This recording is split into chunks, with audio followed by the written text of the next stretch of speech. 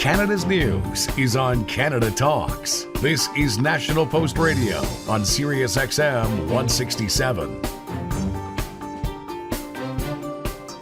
Right now, a news story I've been following in recent weeks, and I wish I understood it better, to be honest, have been cuts made unilaterally by the Ontario government to the fee structure for the healthcare system, how much the province's doctors get paid for each service performed as part of their practice.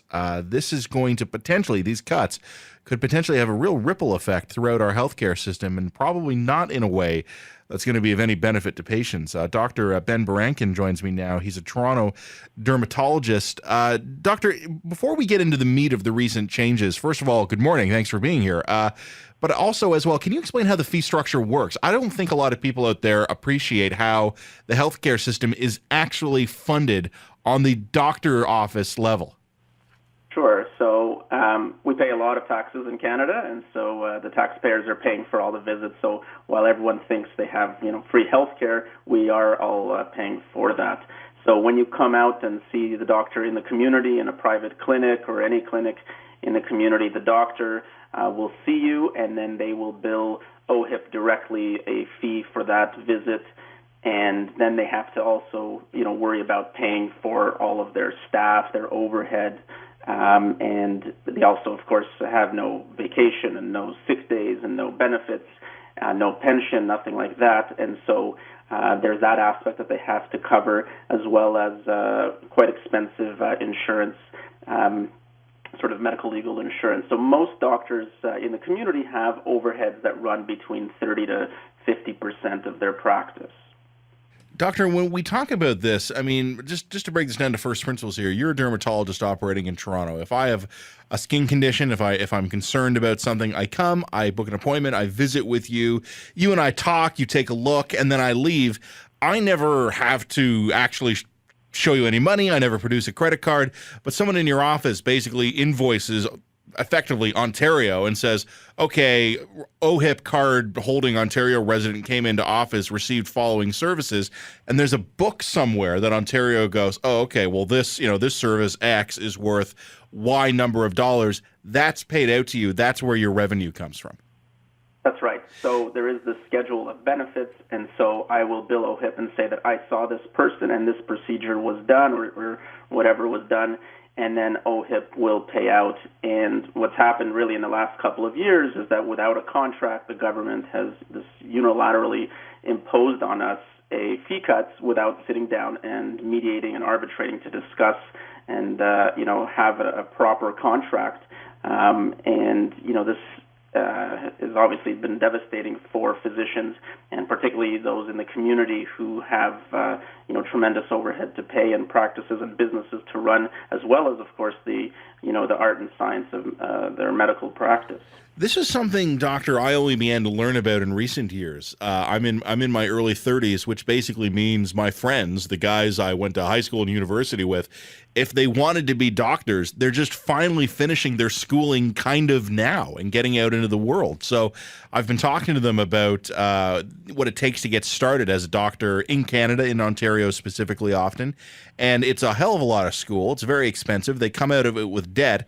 And then basically, as you note, I mean, they're going to be looking at starting a clinic. Okay, well, they're going to need a receptionist. They're going to need someone who can do some of the filing for them. They're going to need insurance. They need to rent a space where they can actually have their office. And I realized very quickly why doctors always work in clinics with a staff and a building. Only by pooling a couple of doctors or more together can you actually afford the cost of running a medical practice. Yeah, absolutely. So, first off, just the training of doctors, just to remind people, we're talking about typically people that are near the top of the class, if not top of the class.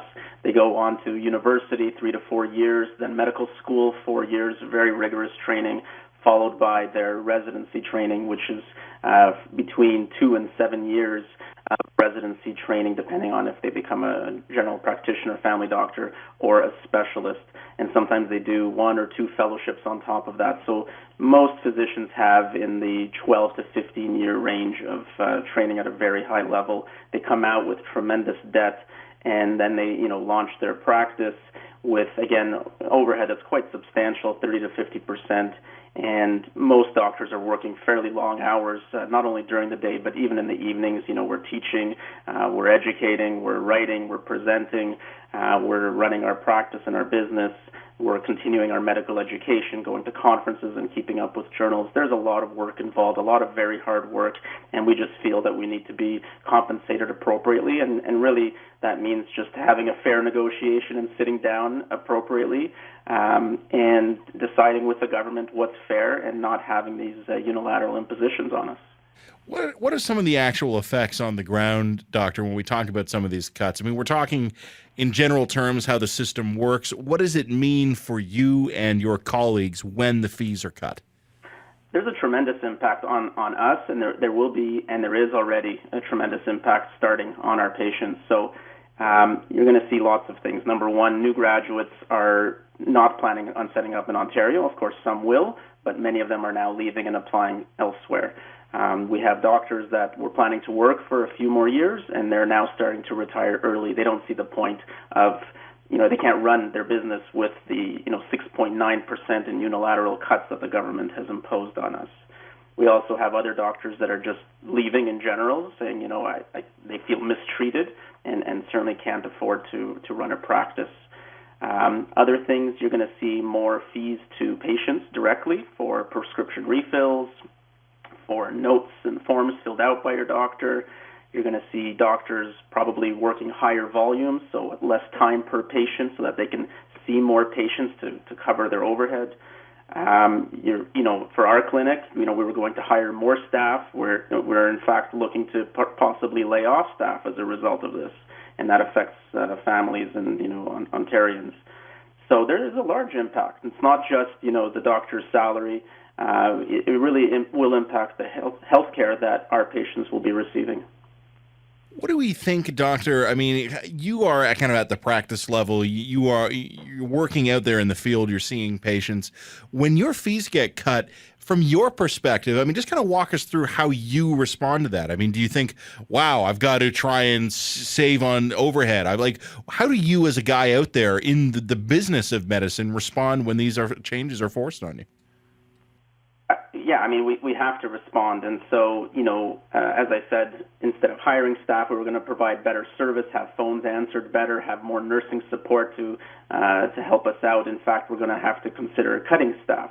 The other thing that we'll have to do is, obviously look for more efficiencies in the practice, but we've always been quite good at that. So really what we're going to be looking at is probably doing more private medicine, and certainly there's a lot of aspects in our medical practice there that we can do private procedures, and so we'll end up spending more time on those private procedures, and that'll give less time to our OHIP patients.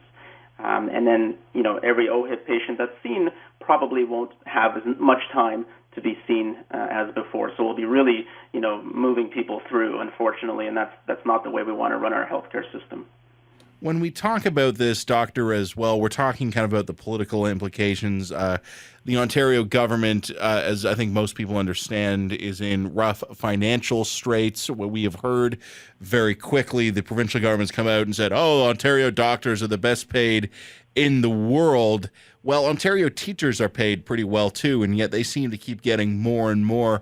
What is it about the dynamic between the province's doctors and the provincial government that makes it a lot easier for the government to take a hard line with you, while it seems almost totally incapable of taking a hard line with teachers?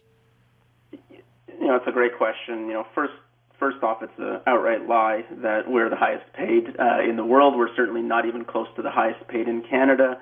And, as a dermatologist, I can speak specifically that we're basically ninth lowest out of the 10 provinces in pay.